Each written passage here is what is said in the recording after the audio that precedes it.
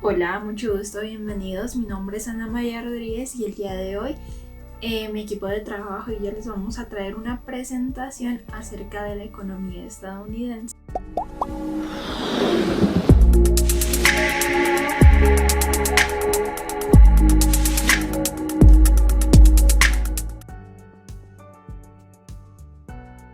Primero, introducción. Esta exposición se va a realizar con el objetivo de dar a conocer características y distinciones de la economía de Estados Unidos con respecto a Colombia, país que se ha tomado como comparativo. Datos generales de Estados Unidos. Está ubicada en América del Norte. Su capital es Washington, D.C. Su ciudad más poblada es Nueva York. Su idioma es el inglés. Su moneda es el dólar estadounidense. Su presidente actual es Donald Trump.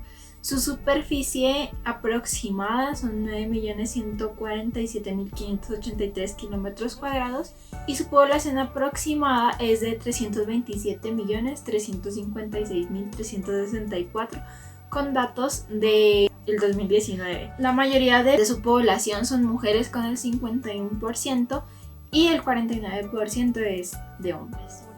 Bueno, ahora vamos a hablar sobre el Producto Interno Bruto de Estados Unidos y a compararlo con el de Colombia.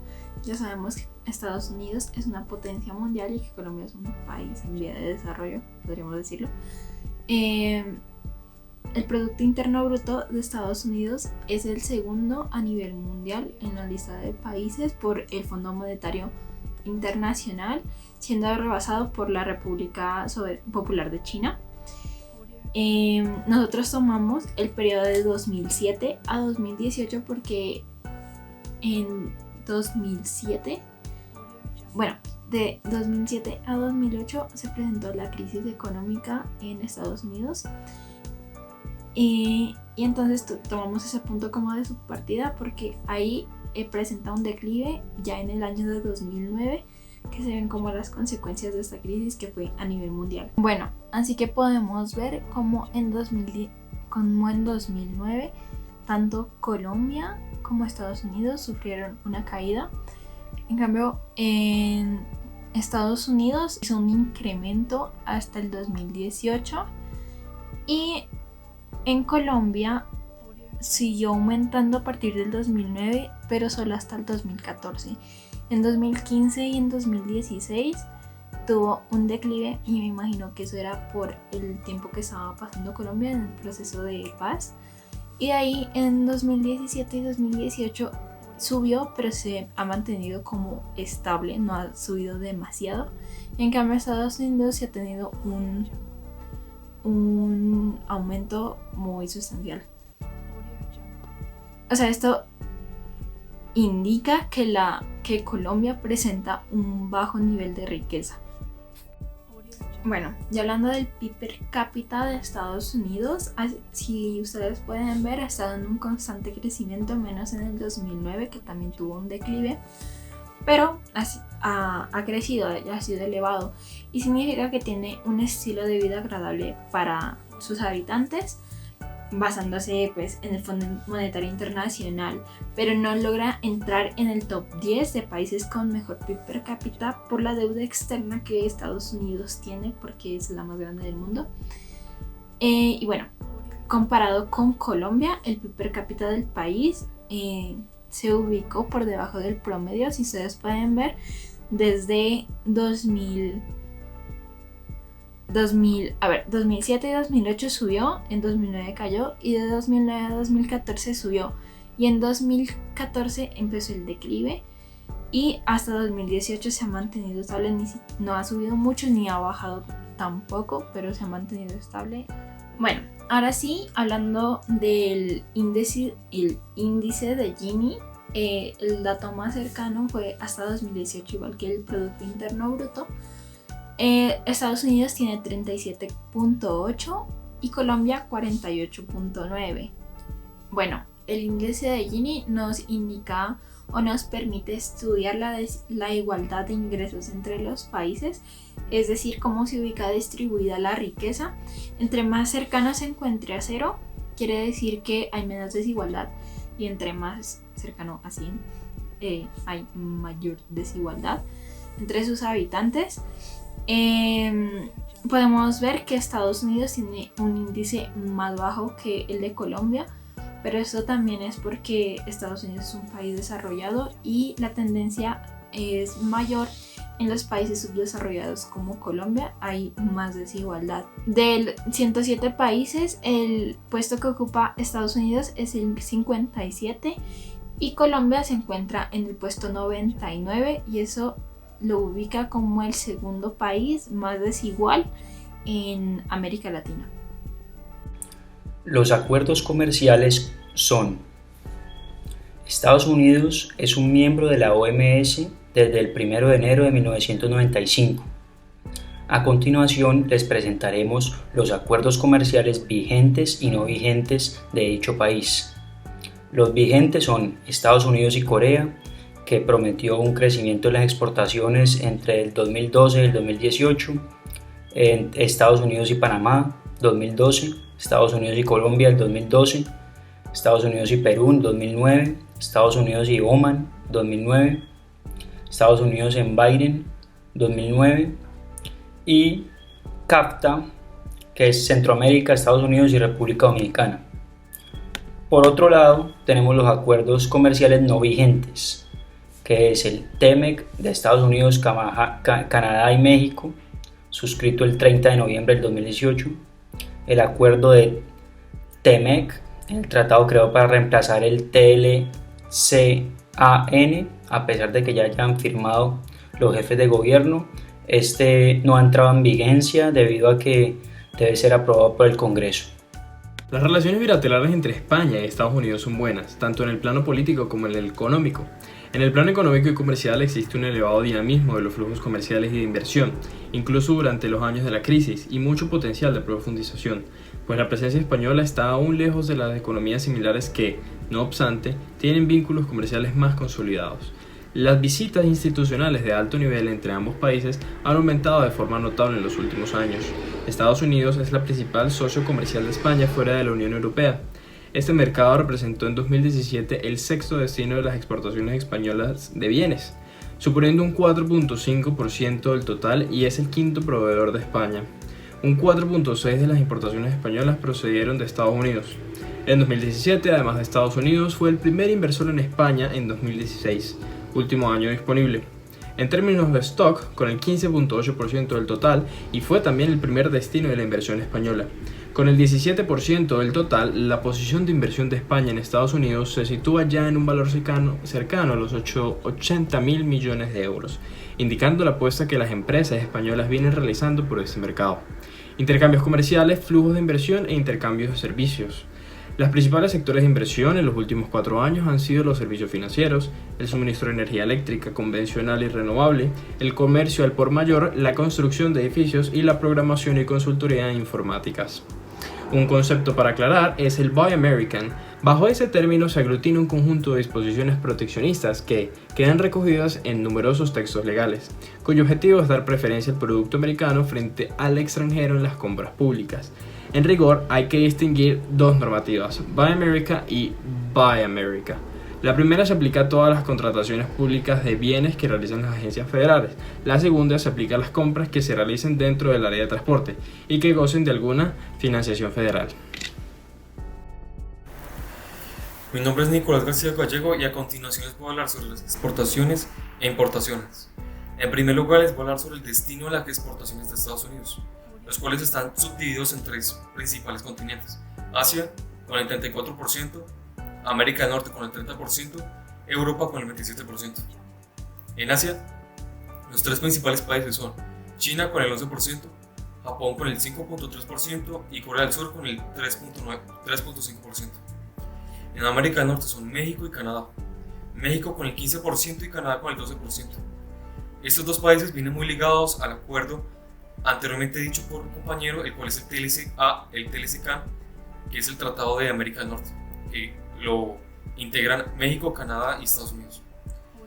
Es interesante hablar de México y Canadá como principales destinos de exportación, también porque hemos visto un modelo gravitacional en clase, el cual nos habla sobre la relación inversamente proporcional entre las distancias de los países y una relación directamente proporcional entre el tamaño de las economías medidas por el PIB. En Europa los tres principales países son Alemania con el 5%, Reino Unido con el 3.7% y Francia con el 3.6%. A continuación les voy a hablar sobre los lugares de los cuales Estados Unidos importa sus productos en el año 2018. Los tres principales continentes son Asia, América del Norte y Europa, pero en este caso Asia representa el 46%, básicamente la mitad, del cual China representa el 22%, o sea que es el principal país del cual Estados Unidos importa sus productos. A continuación me gustaría hacer una aclaración sobre las exportaciones por categoría, en este caso de Estados Unidos como porcentaje de las exportaciones totales del año 2018. Las exportaciones principales son máquinas y aparatos electrónicos, los cuales representan un 22%, materiales de transporte, los cuales representan un 15%, y productos de la industria química o de las industrias conexas con un 14%. Otro rubro muy importante, pero no como para disminuir, son los productos minerales, los cuales representan el 11%, de los cuales principalmente son el petróleo y carbón, pero ya procesados, a diferencia de las importaciones que tiene Estados Unidos, los cuales Estados Unidos importa esos productos, pero en materia bruta. A continuación, estas son las importaciones por categoría como porcentaje de las importaciones totales del año 2018. El 30% son máquinas y aparatos electrónicos. En este caso es importante recalcar que esto se debe en gran medida a las cadenas globales de las cuales Estados Unidos tiene la mayor parte de las empresas. El otro 16% son materiales de transporte y el otro 9.1% son productos minerales, como anteriormente lo mencioné, de materiales en bruto. Esto es interesante porque se puede hacer un contraste con Colombia. ¿Qué pasa en Colombia? Que existe una fuerza exportadora excesivamente concentrada en productos primarios y en venta de productos terminados a países vecinos que no lo favorecen en la inserción del país en el contexto global a través de ese tipo de cadenas, en este caso las cadenas globales de valor. ¿Qué pasa? Que en Colombia la mayor cantidad de cadenas son cadenas locales, es decir, hay un producto, el cual digamos que es el cuero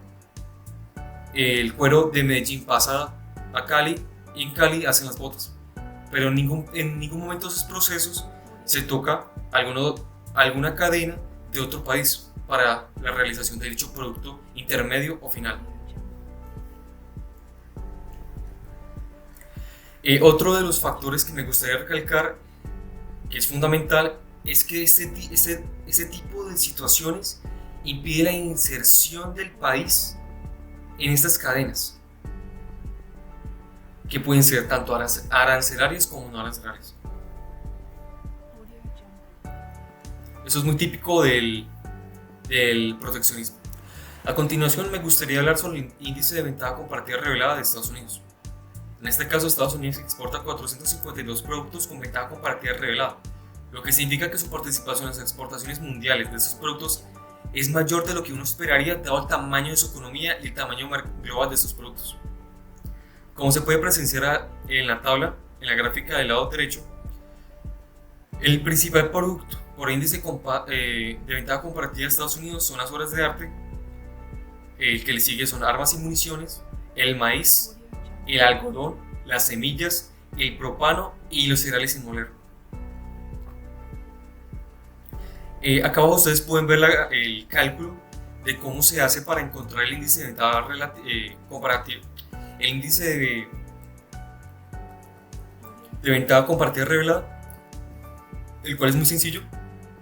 Ustedes lo único que tienen que hacer es, en la parte que dice X y A, son las exportaciones del bien, en este caso digamos que es el arte, es el principal producto de Estados Unidos en el país, en este caso Estados Unidos, dividido XA, el cual significa que es las exportaciones totales del país, en este caso Estados Unidos.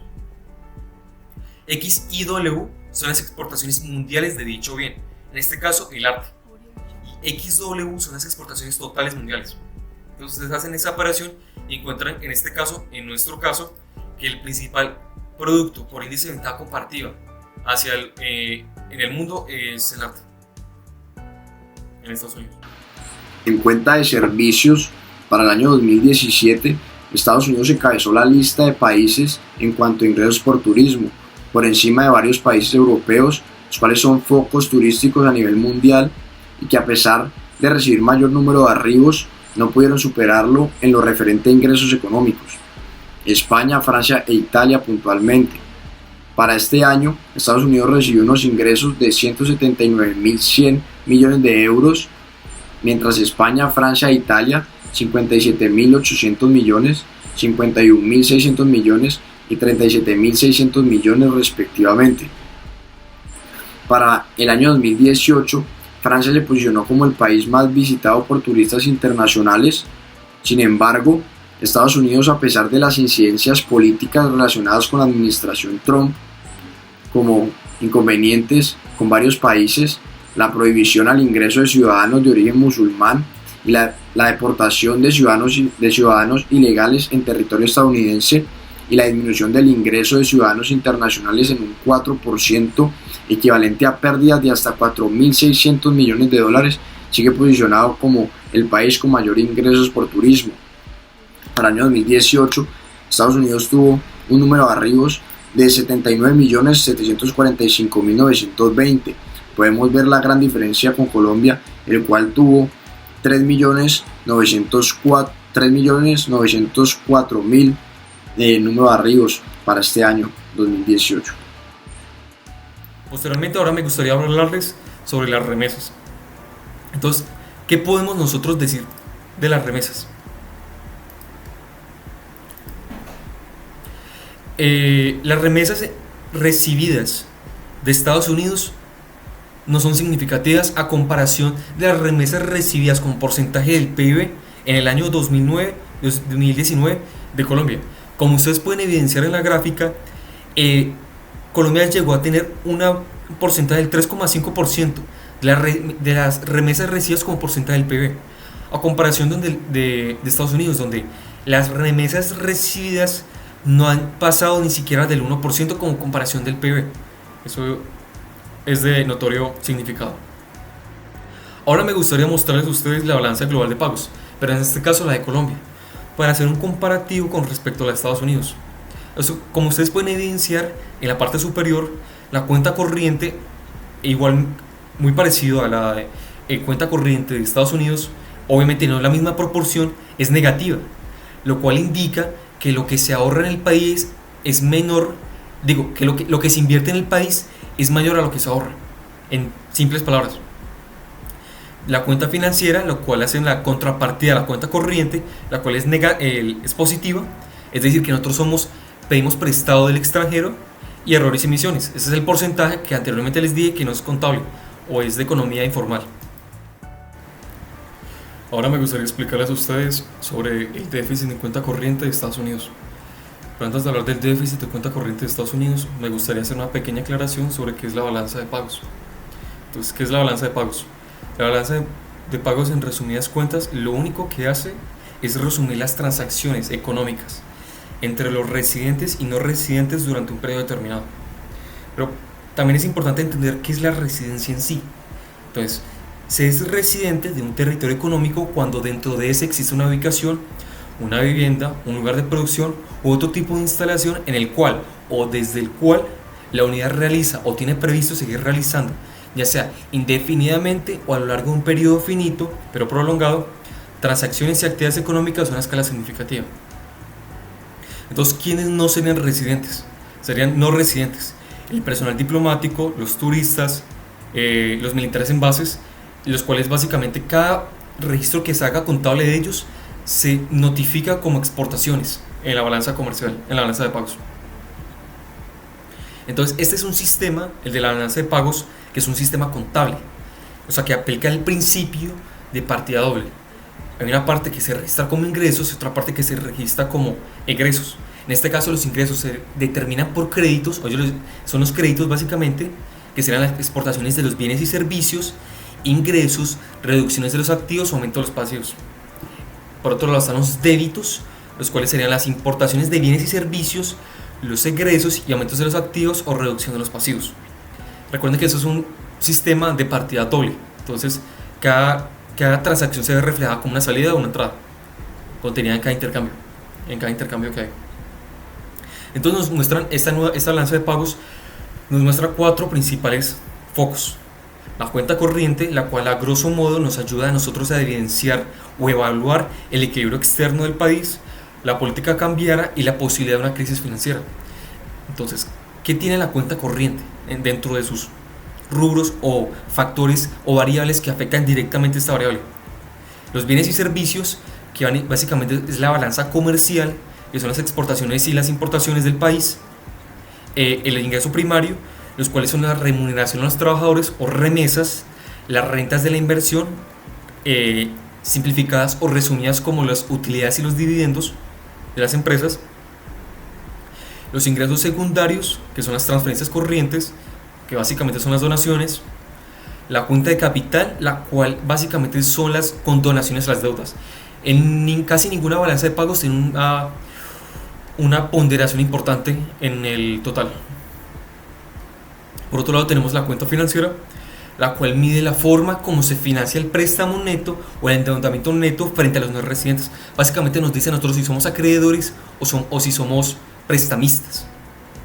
Dentro de la cuenta financiera tenemos la inversión extranjera directa, que ustedes ya saben qué es, que básicamente muestra el grado de influencia en la empresa, tiene un alto grado de influencia, a diferencia de la inversión de cartera, la cual básicamente son capitales golondrina, o capitales que se dan muy simple a cualquier cambio o circunstancia.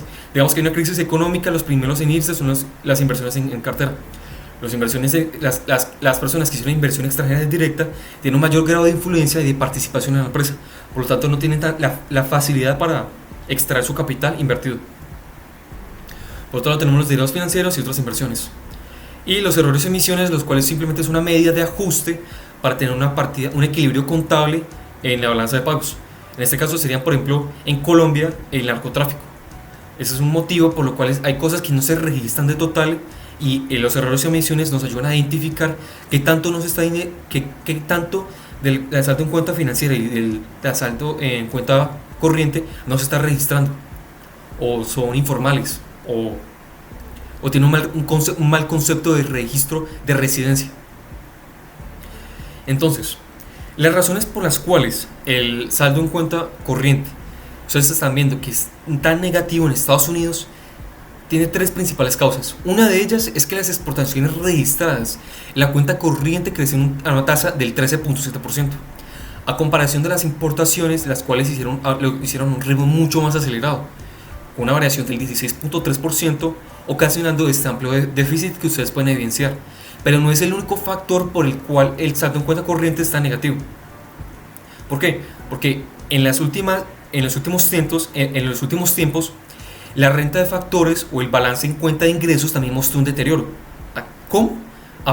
Pasó de tener 30.4 mil millones de dólares en 2004 a 1.6 mil millones en 2005.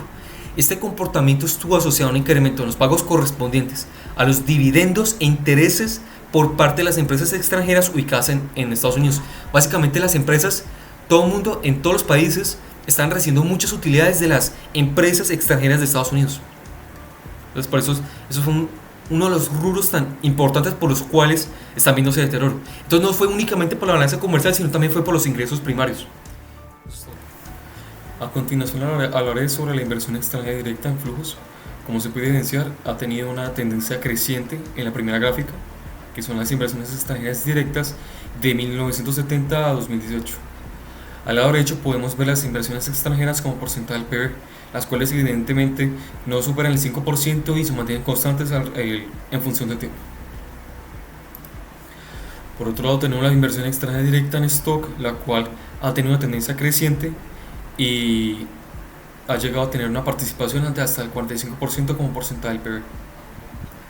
Y eso es todo. Hablamos de déficit fiscal cuando el gobierno de un país tiene gastos superiores a sus ingresos.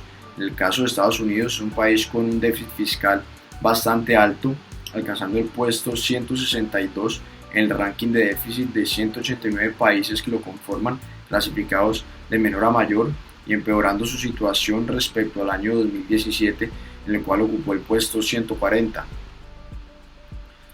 Como vemos en la gráfica, el año en el que tuvo mayor déficit fue en el 2009, año posterior a la crisis financiera que azotó al país y a la economía global en su conjunto, la crisis subprime.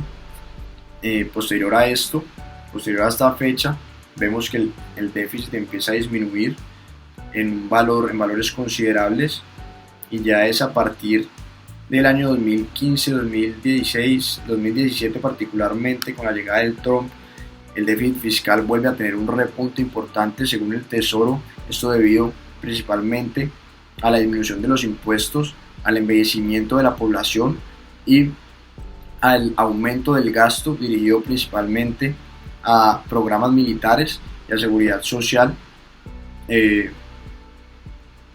Según Trump, esta reforma tributaria se hizo para acelerar la economía del país, y este aceleramiento del país pudiera suplir la reducción en el ingreso del gobierno.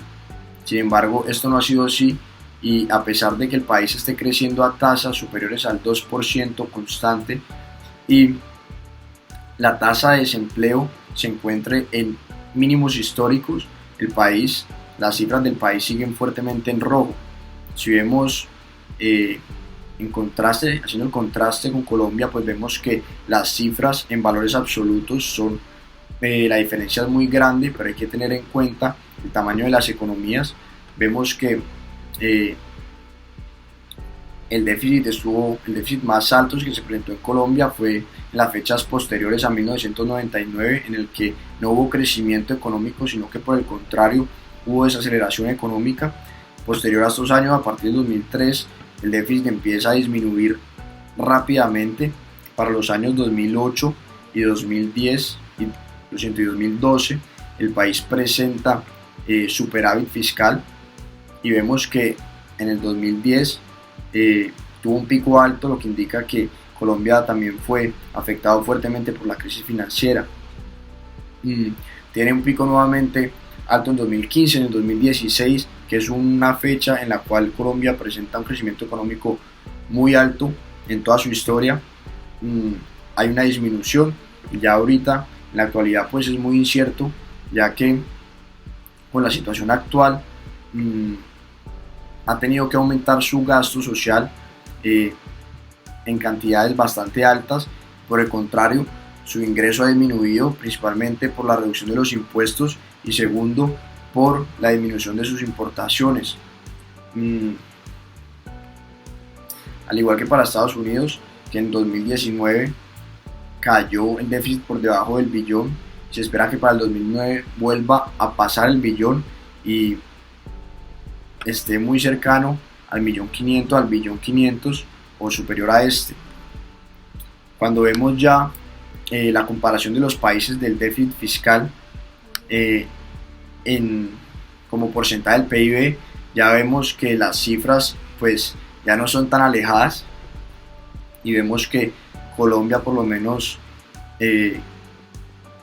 ha estado en el rango entre 0 y el 3,50%, teniendo sus picos más altos, como dije, en el 2002, en el 2010 y en el 2015. Por otro lado, Estados Unidos en el 2009 y los años posteriores a esto, así haya tenido un decrecimiento constante,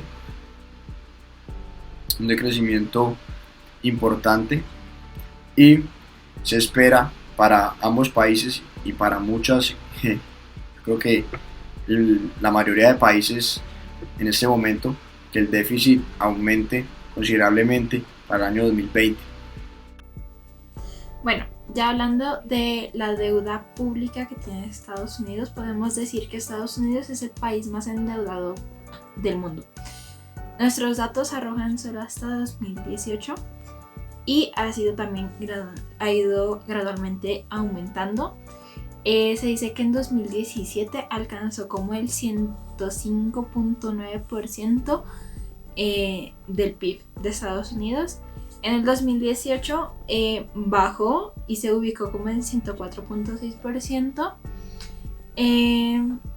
Y también la deuda per cápita fue en 2017 de $63.624 por habitante. La deuda es una acumulación del déficit del presupuesto federal, donde se mencionan los recortes de impuestos, el aumento gradual de las tasas de interés y también está el efecto de las guerras, ya que gran parte del presupuesto se le fue destinado a la defensa al estar continuamente involucrado en estos conflictos. Se afirma que la deuda de Estados Unidos es la suma de toda la deuda pendiente del gobierno federal, es decir, es la medida de cuándo le deben a sus acreedores. 2/3 está en manos del público y el gobierno le debe estos a los compradores del bono del tesoro, en donde se incluyen empresas, individuos y los gobiernos extranjeros. Y bueno, para disminuir todo su déficit presupuestario, Estados Unidos ha tenido que endeudarse cada vez más, lo que significa que la deuda seguirá creciendo, ya que la situación con el presupuesto de Estados Unidos ha seguido empeorando. Vamos a ver. Bueno, la calificación de riesgo país es como una calificación de riesgo más importante del mundo, cuya función es como el valorar el riesgo de impacto y el deterioro de la solvencia del emisor, que han calificado a Estados Unidos como uno de los más altos estándares. Eso quiere decir que cumple adecuadamente con sus obligaciones financieras. Su estándar Standard & Poor's es AA+, que es alto grado. Moody's es AAA, es principal, y Fitch también es AAA, también es principal. Según la calificadora Moody's, la confirmación de ese grado refleja la diversidad y competitividad que fortalecen a la economía estadounidense a nivel global, así como la gran ventaja que tiene Estados Unidos de ser la moneda de reservas en todo el mundo, el gran control que tienen en las instituciones y organizaciones financieras, también con el fuerte control que tienen contra la corrupción en el país. Por estas y más razones, podemos observar que Estados Unidos todavía se mantiene como una de las principales opciones de inversión entre los empresarios e inversionistas de todo el mundo, con un sistema financiero fuerte y estable que atrae gran cantidad de capital del resto del mundo gracias a la seguridad y estabilidad que este ofrece. En cuanto al rendimiento de los bonos soberanos de los Estados Unidos, el rendimiento últimamente ha ido bajando debido a la crisis mundial.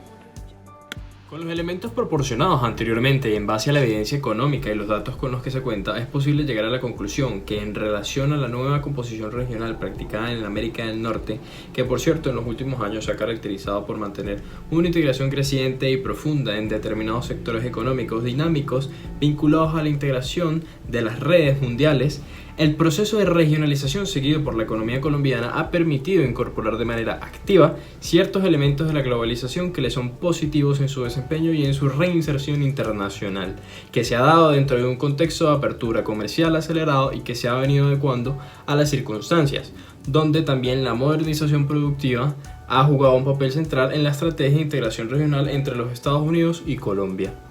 En los puntos a destacar que tenemos para las conclusiones vendrían siendo que, número 1, Estados Unidos se mantiene como una de las economías más grandes del mundo, con el segundo PIB a nivel mundial después de China. Número 2, el déficit comercial, aunque bastante amplio todavía, ha venido reduciéndose el último año debido a la drástica disminución de exportaciones como importaciones simultáneamente. Número 3, la integración económica juega un rol esencial en la economía estadounidense. Vemos que gracias a los acuerdos como el TLCAN y entre otros que involucran a México y Canadá han podido encontrar grandes socios comerciales que tienen gran peso sobre las importaciones y exportaciones y por consiguiente sobre el PIB, lo cual se puede asumir como un tipo de refugio en la guerra comercial que está librando con China. Y por último, Estados Unidos tiene una gran ventaja en su sistema financiero, con su moneda como reserva mundial y siendo el regulador internacional a través de las organizaciones y obteniendo las mejores referencias de las calificadoras de riesgo, lo que lo convierte en uno de los mayores atractivos de capital de inversión alrededor del mundo. Muchísimas gracias por su atención, profesor. Hasta una nueva oportunidad.